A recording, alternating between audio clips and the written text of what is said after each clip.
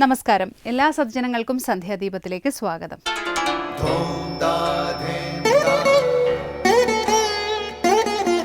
ശുഭം ഭവതു കല്യാണമായുസാരോഗ്യവർദ്ധനം സർവദുഃഖ വിനാശായ സന്ധ്യാദീപം നമോസ്തുതേ. നാമം ജപായനം പുണ്യം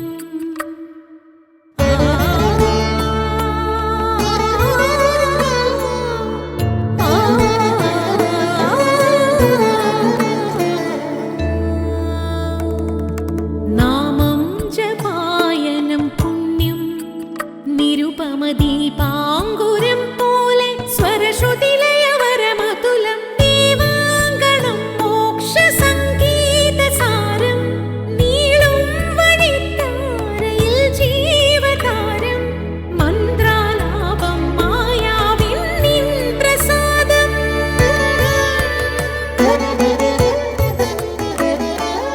ഇരുൾ നീങ്ങിയുണരുന്ന തെളിനാളദീപം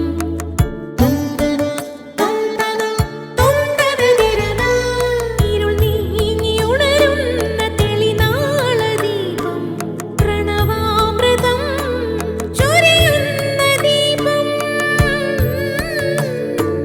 ദീപം ദീപം ദീപം ദീപം സന്ധ്യാദീപം.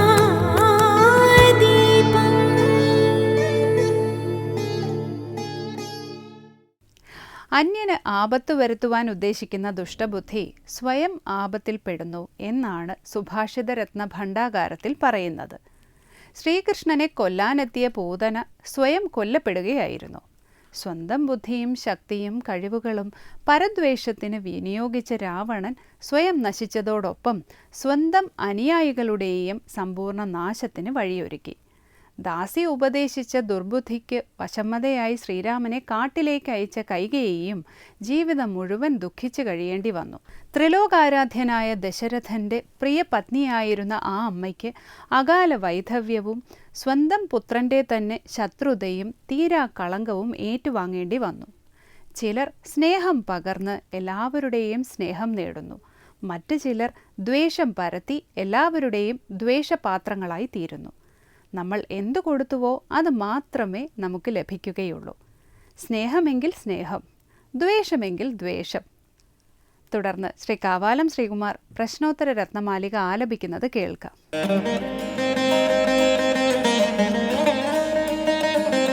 കശ്ചകുലക്ഷയഹേതു സന്താപസജ്ജനേഷു യോകാരീ കേഷാം അമോഘവചനം യേ ച പുനഃ സത്യമൗനശമശീലാഃ. കശ്ചകുലക്ഷയഹേതു സന്താപസജ്ജനേഷു യോകാരീ കേഷാം അമോഘവചനം യേ ച പുനഃ സത്യമൗനശമശീലാഃ. അടുത്തതായി ശങ്കര സ്തോത്രാമൃതം. പ്രശ്നോത്തര രത്നമാലികയിലെ 62-ാം ശ്ലോകത്തിലെ ചോദ്യം ആരാണ് സർവദേവതാത്മാവ് എന്നാണ്. വിദ്യയും കർമ്മവും ഒത്തുചേർന്ന ബ്രാഹ്മണനാണ് സർവദേവതാത്മാവ് എന്നാണ് ആചാര്യന്റെ മറുപടി. കുലത്തെ അല്ലെങ്കിൽ കുടുംബത്തെ മുഴുവൻ നശിപ്പിക്കുന്ന ചെയ്തി എന്താണ് എന്ന ചോദ്യത്തിന് ആചാര്യൻ നൽകുന്ന മറുപടി സജ്ജനങ്ങളിൽ സംവാദമുണ്ടാക്കുന്നതാണെന്നും പറയുന്നു. ഈ രണ്ട് വിഷയങ്ങളെക്കുറിച്ചും വ്യാഖ്യാനിക്കുകയാണ് ഇന്ന് ശങ്കര സ്തോത്രാമൃതത്തിൽ സ്വാമി ചിദാനന്ദപുരി.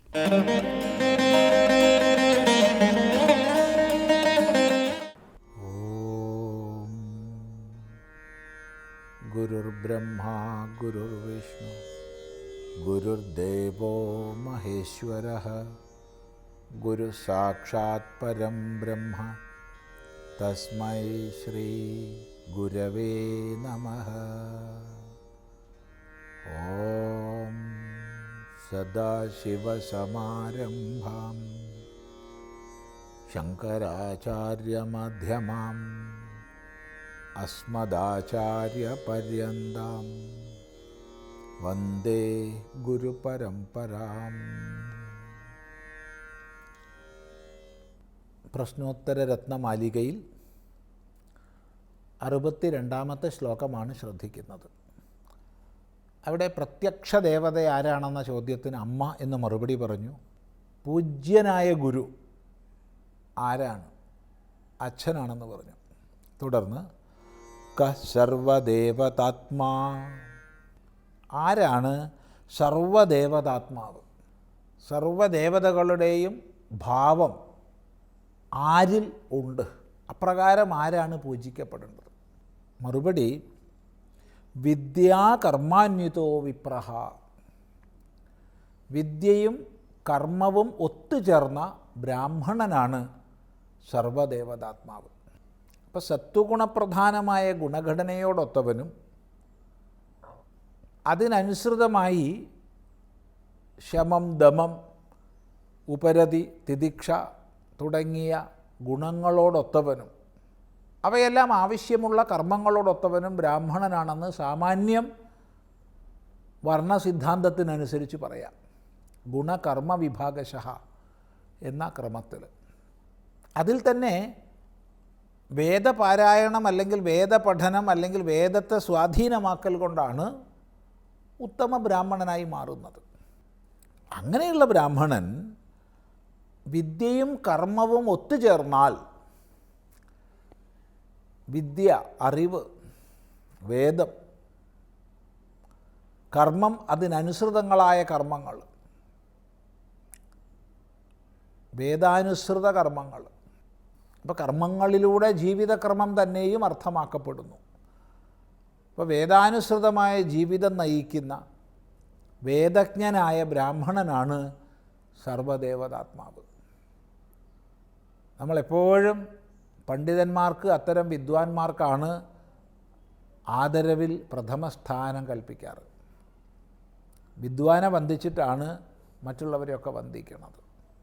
ഇവിടെ ബ്രാഹ്മണ ശബ്ദത്തിന് നമ്മൾ നാട്ടിൽ മനസ്സിലാക്കുന്ന സാമാന്യമായ ജാതീയമായ അർത്ഥമൊന്നും എടുക്കരുത്.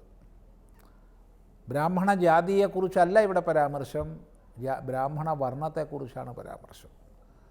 കാരണം പലപ്പോഴും ബ്രാഹ്മണ എന്നൊക്കെ പറയുമ്പോഴത്തേക്ക് ഉണ്ടാവുന്ന സംശയം ഇതെന്തോ ജാതീയമായതാണല്ലോ, സാമുദായികമാണല്ലോ എന്നാണ്. അല്ല, ഇത് വർണ്ണപരമാണ്.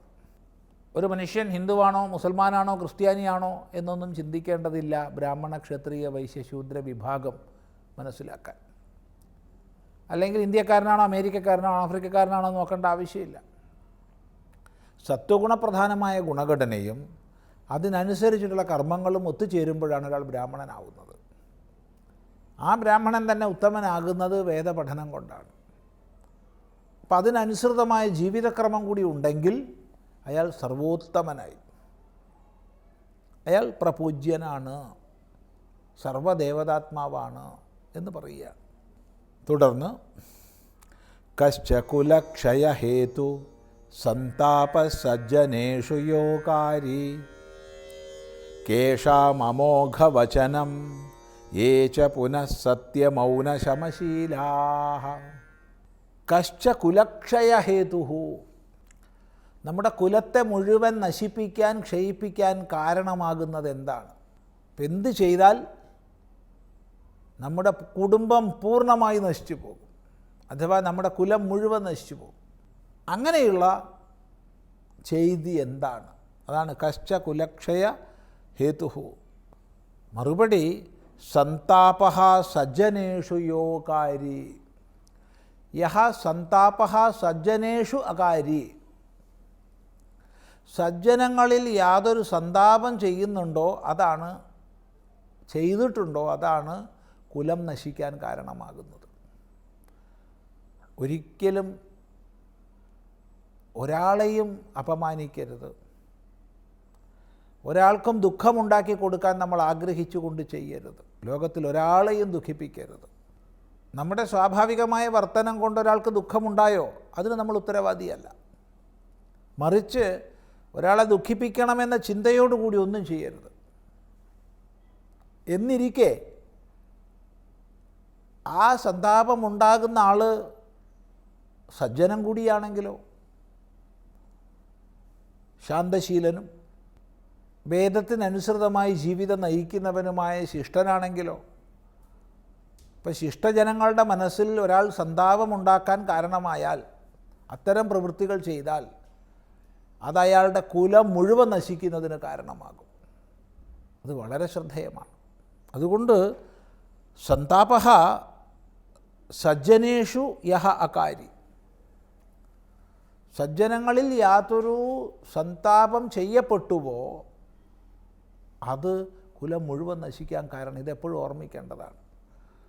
നഹി വശിഷു പഥ്യപരിഭവ എന്ന് പറയാറുണ്ട്. വശികളായി ഇന്ദ്രിയാന്തകരണങ്ങളെയൊക്കെ നിയന്ത്രിച്ച് ജീവിക്കുന്നവരിൽ പരിഭവം ചെയ്യുന്നത് ആർക്കും നല്ലതല്ല. അതുകൊണ്ട് ആരെയും ഉപദ്രവിക്കാൻ പോകരുത്, ആർക്കും സന്താപം ഉണ്ടാക്കരുത്. ഒരു കാരണവശാലും സജ്ജനങ്ങൾക്ക് സന്താപം ഉണ്ടാക്കരുത്. നമ്മുടെ പ്രവൃത്തികളെ കൊണ്ട് സജ്ജനങ്ങൾക്ക് സന്താപം വന്നു പോയാൽ ആ അഗ്നി നമ്മുടെ കുലത്തെ, കുടുംബത്തെ നിശേഷം നശിപ്പിക്കും. ഇത് ഓർമ്മിച്ച് പെരുമാറേണ്ടതാണ്. എന്തെങ്കിലും കാരണവശാൽ നമ്മുടെ ഏതെങ്കിലും ചെയ്തി കൊണ്ട് ഒരു സജ്ജനത്തിന് ദുഃഖമുണ്ടായിട്ടുണ്ട് എന്ന് ഒരു ഉത്തമ ബോധം നമുക്ക് വന്നാൽ ആ നിമിഷം തന്നെ ആ വ്യക്തിയുടെ അരികെ പോയി പശ്ചാത്താപഭരിതമായ മനസ്സോടുകൂടി പ്രായശ്ചിത്തം എന്ന രീതിയിൽ മാപ്പ് അപേക്ഷിക്കുകയും മറ്റ് സൽക്കർമ്മ ആചരണങ്ങൾ ചെയ്യുകയും വേണം. ഇത് വളരെ വളരെ ശ്രദ്ധിക്കേണ്ടതാണ് ലോകജീവിതത്തിൽ. സജ്ജനങ്ങൾക്ക് സന്താപം ഉണ്ടാവാൻ ഇടയാവരുത് എന്നർത്ഥം. തുടർന്ന് നമുക്ക് അടുത്ത പ്രാവശ്യം ശ്രദ്ധിക്കാം.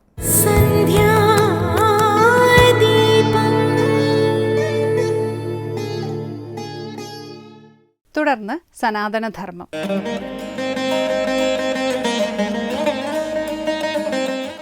ഓം നമോ ഭഗവതേ വാസുദേവായ. എല്ലാവർക്കും എൻ്റെ നമസ്കാരം. അങ്ങനെ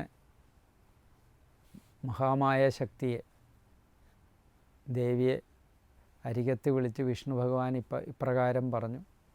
ആ പറഞ്ഞതാണ് കഴിഞ്ഞ ക്ലാസ്സിൽ പറഞ്ഞു. ഇനി അടുത്തത് പറയുന്നത് എന്താണ്? അല്ലയോ അമ്മേ, അവിടത്തേക്ക് എല്ലാവരും എല്ലാ ദ്രവ്യങ്ങളും ഉപയോഗിച്ച് പൂജിക്കും. അവരവരുടെ അഭീഷ്ടങ്ങൾ സാധിക്കാൻ വേണ്ടിയിട്ട് ചിലർ നിഷ്കാമമായിട്ട് പൂജിക്കും, മോക്ഷത്തിന് വേണ്ടി മാത്രം. ചിലർ ഇഹലോക ജീവിതം ധന്യമാക്കാൻ വേണ്ടി പൂജിക്കും. എന്തായാലും ഇഹലോക ജീവിതം ഉള്ളത് കൊണ്ടാണല്ലോ മോക്ഷത്തിന് വേണ്ടിയും പരിശ്രമിക്കുന്നതെന്നുള്ള കാര്യം നമ്മൾ വിസ്മരിക്കേണ്ട. അതുകൊണ്ട് ക്രമമായിട്ട് പതുക്കെ പതുക്കെ നമുക്ക് മോക്ഷപ്രാപ്തിയിലേക്ക് എത്താം. ഇവിടം ധന്യമാകട്ടെ ആദ്യം.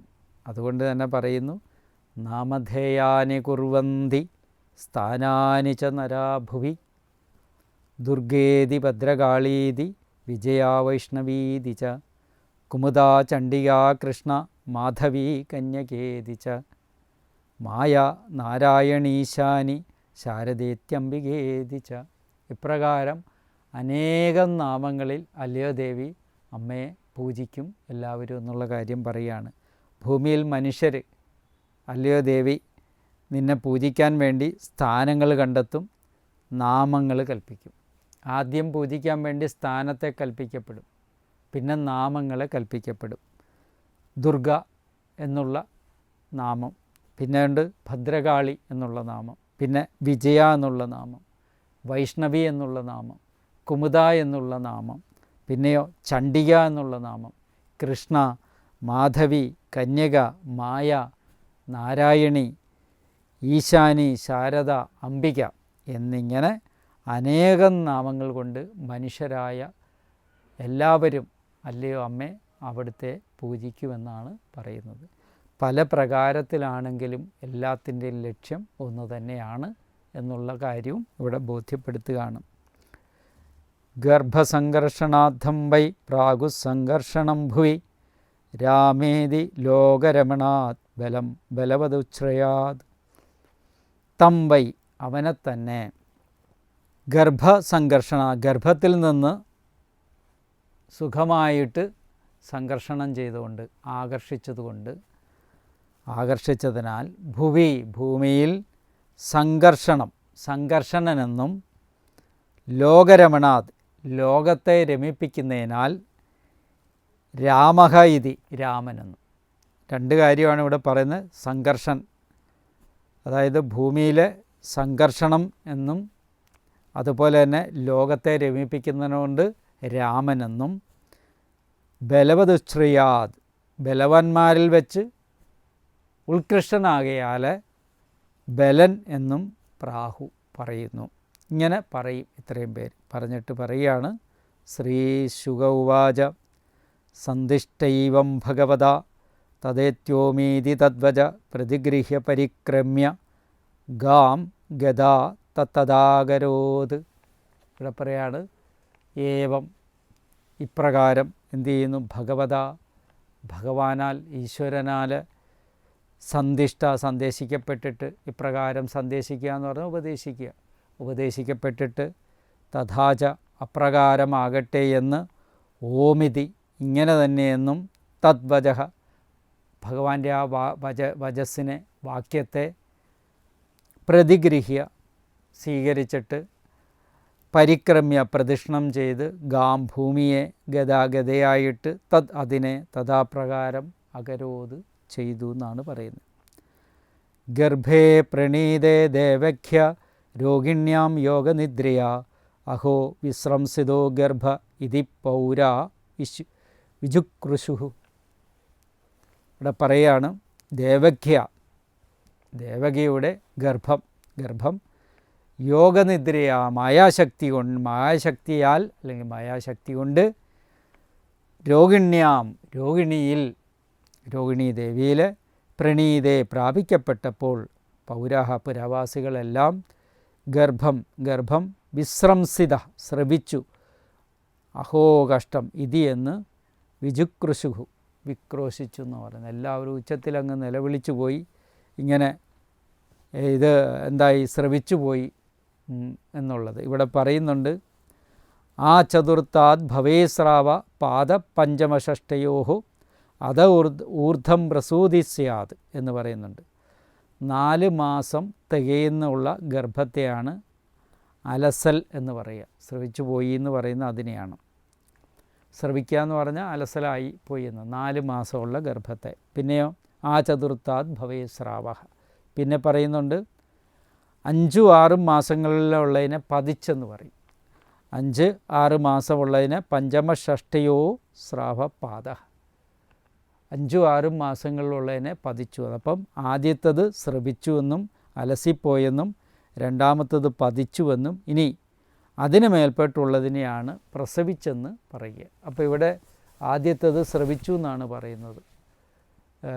3 മാസം. അപ്പോൾ എത്ര മാസമായി എന്നുള്ളത് നമ്മൾ ചിന്തിച്ച് നോക്കിയാൽ, ഈ കണക്കും പ്രകാരം ചിന്തിച്ച് നോക്കിയാൽ 4 മാസം തികയാറാകുന്ന കാലയളവിലായിരിക്കാം ഇങ്ങനെ സംഘർഷണം ചെയ്ത് പിന്നെ ദേവകിയുടെ ഉദരത്തിൽ നിന്ന് രോഹിണിയുടെ ഉദരത്തിലേക്ക് സംഘർഷണം ചെയ്തെടുത്ത് മാറ്റിയതെന്ന് നമ്മൾ വിചാരിക്കേണ്ട. അങ്ങനെ സംഘർഷണം എന്നുള്ള പേരും ലോകരെ എല്ലാം ആനന്ദിപ്പിക്കുന്നതുകൊണ്ട് രാമൻ എന്നുള്ള പേരും ഉണ്ടായി എന്നുള്ള കാര്യവും ഇവിടെ ബോധ്യപ്പെടുത്തി തരുന്നു. അപ്പോൾ ഇവിടെ ഈ കാര്യങ്ങളെല്ലാം യോഗമായ ശക്തി കൊണ്ട് നടക്കുന്ന കാര്യങ്ങളെല്ലാം മാനുഷിക ബുദ്ധി കൊണ്ട് ചിന്തിച്ചാൽ ഉത്തരം കിട്ടാത്തതായിരിക്കും എന്നുള്ള കാര്യം ഓർമ്മപ്പെടുത്തുകയാണ്. വിശ്വാസവും ഭക്തിയും ഉള്ള ആളുകൾക്ക് മാത്രമാണ് ഇതിൻ്റെ അന്തരാർത്ഥത്തെ ഗ്രഹിക്കാൻ സാധിക്കുക. അതുകൊണ്ട് ഇതിൻ്റെ അന്തരാർത്ഥം വളരെ ശ്രദ്ധയോടുകൂടി മനസ്സിലാക്കണം. ഇതിൽ ശ്രദ്ധയുള്ളവർക്ക് മാത്രമേ ഇതൊക്കെ ഗ്രഹിക്കാൻ സാധിക്കൂ എന്നുള്ള കാര്യം കൂടെ ഞാൻ ഓർമ്മപ്പെടുത്തുകയാണ്. ഇവിടെ ഭാഗവതം പറഞ്ഞു വരുന്ന കാര്യങ്ങൾ, ഭാഗവതത്തിലെ കാര്യങ്ങളോട് വിശ്വാസമുള്ള ആളുകൾക്ക് അത് വളരെ സ്പഷ്ടമായി മനസ്സിലാകും. വിശ്വാസമില്ല, യുക്തിചിന്ത കൊണ്ടാണ് ഇതിനെ മനസ്സിലാക്കാൻ വരുന്നെങ്കിൽ ഇതിന് ഒരിക്കലും രക്ഷയില്ല. അതുകൊണ്ട് വിശ്വാസമല്ലോ വിളക്ക് മനുഷ്യന്, വിശ്വാസം ജീവസർവസ്വമല്ലോ എന്ന് ആശാൻ കവിത ഓർമ്മപ്പെടുത്തുകയാണ്.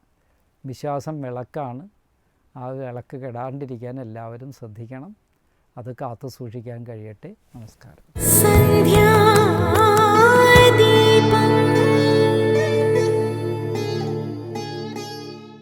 അടുത്തതായി ദീപാരാധനയാണ്. ക്ഷേത്ര സന്നിധിയിലെത്തി മംഗളാരതി തൊഴുത് ഇന്നത്തേക്ക് മടങ്ങാം.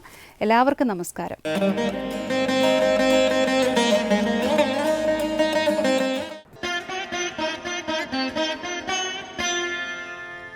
करचरणकृतं वा कायजं कर्मजम् श्रवणनयनजं वा मानसं वापराधं विहितमविहितं वा सर्वमेतत् क्षमस्व जय जय करुणाब्धे श्रीमहादेव शम्भो श्रीमहादेव शम्भो श्रीमहादेव शम्भो